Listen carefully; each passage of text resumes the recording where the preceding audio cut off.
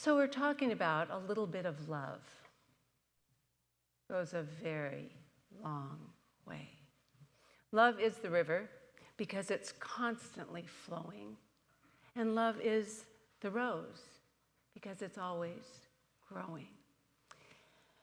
Love is a hard thing to think about because it can get very confusing. I think people and human love, I don't know about you, but I fall in and out of love all the time, every day. You know, things I love, things I don't love, things. But divine love is forever constant. It's hard to think about what that is, but if we equate love and light, light, when you turn on the light, what does it do? It brightens the whole room. And that's what love does. When it's ignited, it changes everything. Ernest Holmes says, love is the very purpose of our being. It is the sole purpose for our being.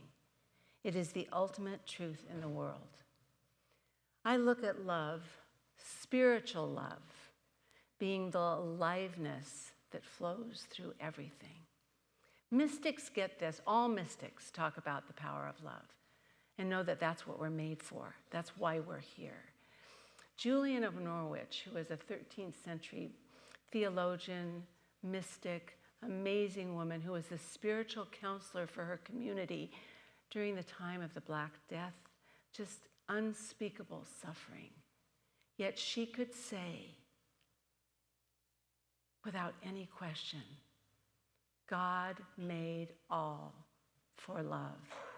And when any problem faced her, she had the answer, all is well, because she knew everything had that divine spark of love in it. Another amazing mystic. Now, he was one of the greatest mystics throughout history, Meister Eckhart. And he was a Catholic priest and a mystic. And what a man. He stood up to the Catholic Church. He did not believe in two powers, good and evil.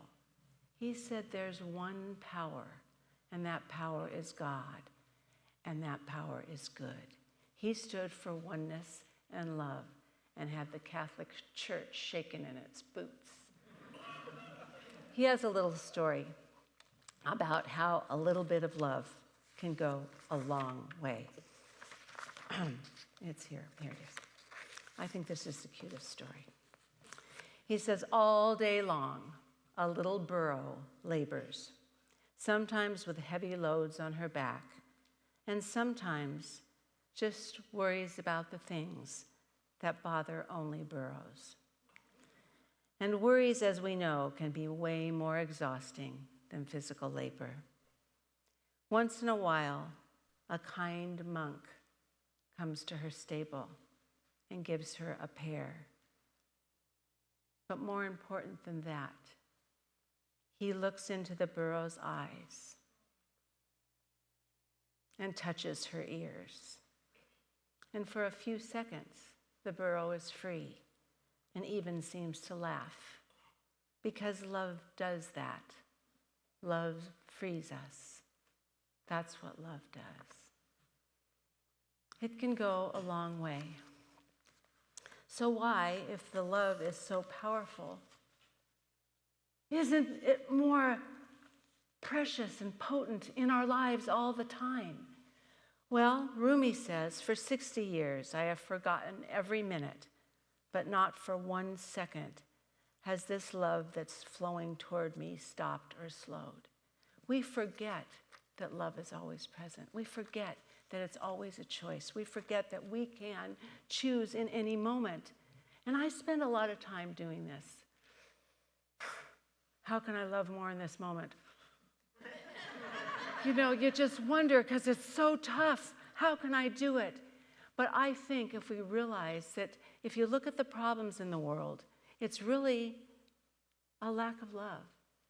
Now, it doesn't mean, we say this all the time, that everything is meant to be the same. We're all on a path of our own self-discovery, our own journey, our own learning about ourselves, about life, about love. So everybody is different. We all play a very important, significant role. But if we could just love ourselves the way we are and love others the way they are, even a little bit, things would change a lot, a lot. Fear trips up the spiritual path a lot. Fear, especially when our human love has been tainted and hurt and damaged. When we're so sensitive that the heart is afraid, and we build little barriers around the heart, and we build walls, and we make up stories, and we think we're not lovable, or nobody will love us, or sometimes we think we don't have the ability to love anymore because it's just too painful, when that's so not the truth. You know, Rumi said, my boyfriend Rumi, but my Rumi says, he said, we're not here to seek love. We're here to seek within ourselves all the barriers we've built against it. We need to do that. We need to go into the silence, And it's scary, but true love is vulnerable. We have to really look at ourselves and be honest and say, yeah, I got to fix that. I have a little love quiz I'm going to give you in a minute. So if you can't think of anything you need to fix, I'll help you. Okay. Anyway, so there's another thing that Meister Eckhart says about, very similar to what you were saying, Em, and what you were reading today. What keeps us alive and allows us to endure? I think it's the hope of love and loving. We weep when the light does not reach our hearts. We wither like fields if someone close does not rain kindness upon us. So we can hurt, but that can change. We think of the words, Jesus. He said, when somebody said, who am I? His answer was, you are love. Answer, you are love. If we question, why am I here? What am I doing? Answer, love. I am love. I'm here to do that. That's what we're here to do.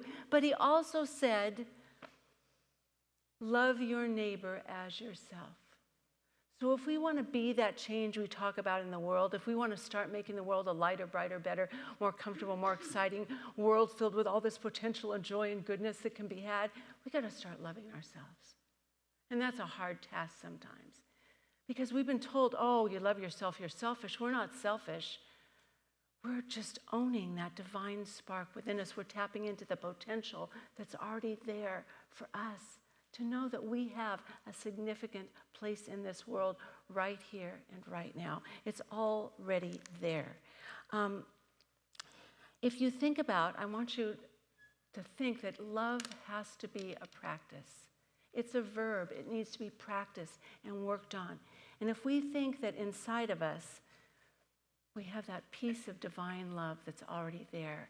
And it's like, divine love is like the love, not the human love that's on the outside in. Love me. I am love. That's here. It's that spiraling energy of light, of possibility, of potential and goodness that comes from the inside out. And it needs to be practiced. Anais Nin, a French poet, said, love does not die a natural death. It gets extinguished because we don't know how to replenish it. We have to learn how to replenish the goodness that's already there. And it takes silence, because in the silence, we can remove our filters. We can close the gap between the original source and our human experience. We can close it right there. And we can open ourselves to that flow of the infinite goodness, the love that's always there for us.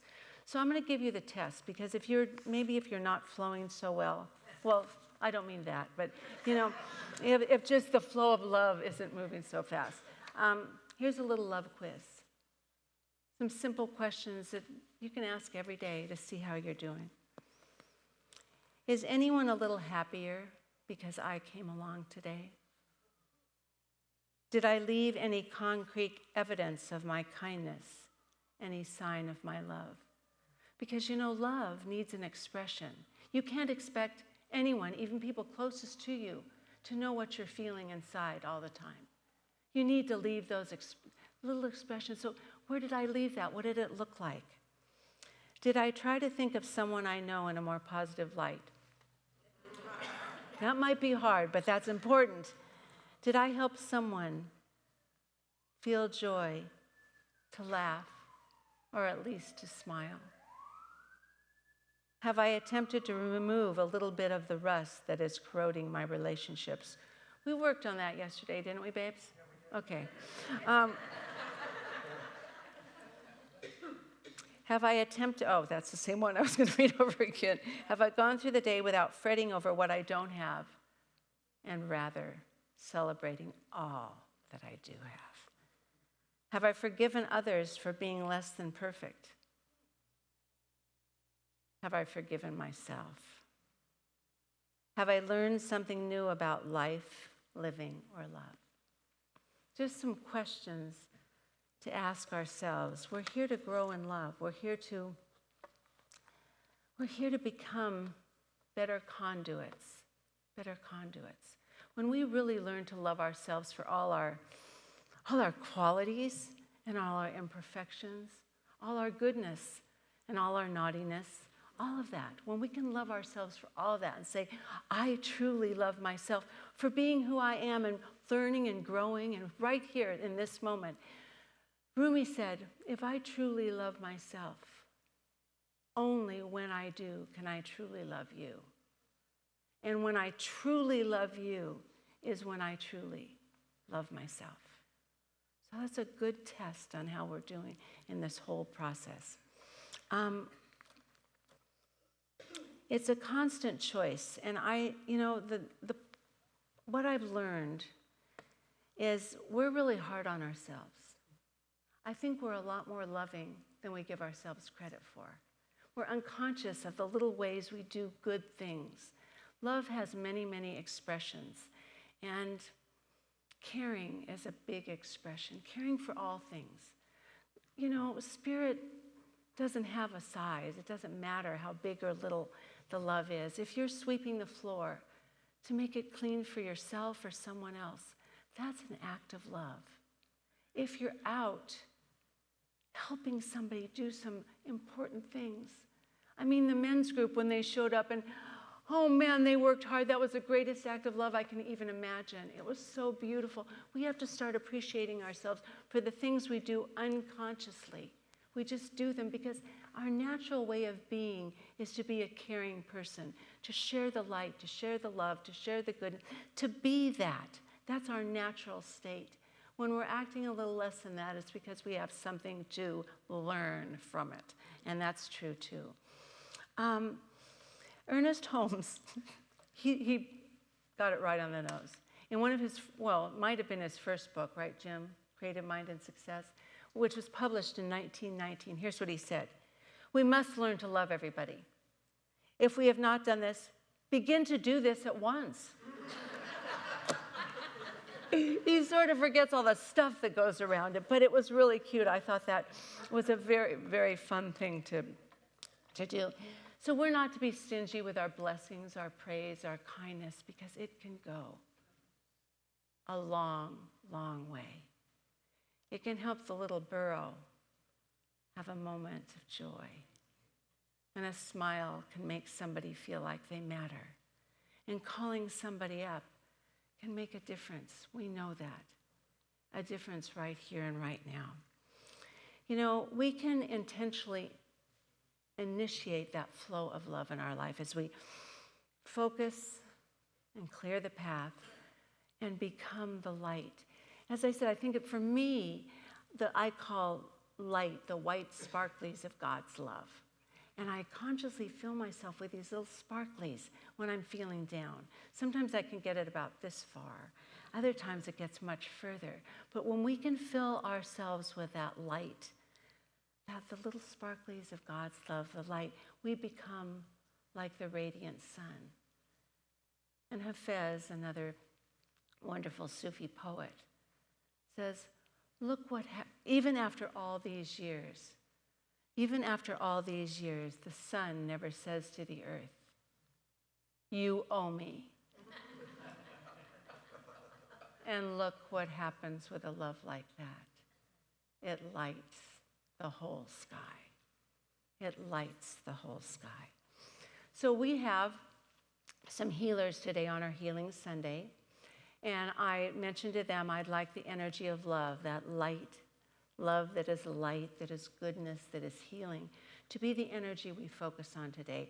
So if our healers would come here, and if the people, what happens is you just put your hands out if you are coming up to just be filled with some light and love and goodness.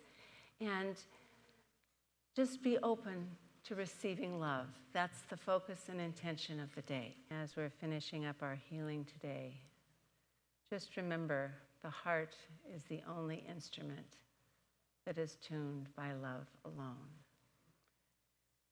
Mother Teresa said, "Put love in whatever you do. The smaller the thing, the greater the love. It is not how much you do, but how much love you are putting in what you do, even if it's only a smile." And remember, a little bit of love goes a long, long way. We have some help from some wonderful friends to remind us of that. I love you all. I appreciate you all, and I'm glad we're on this journey together. And may the best team win.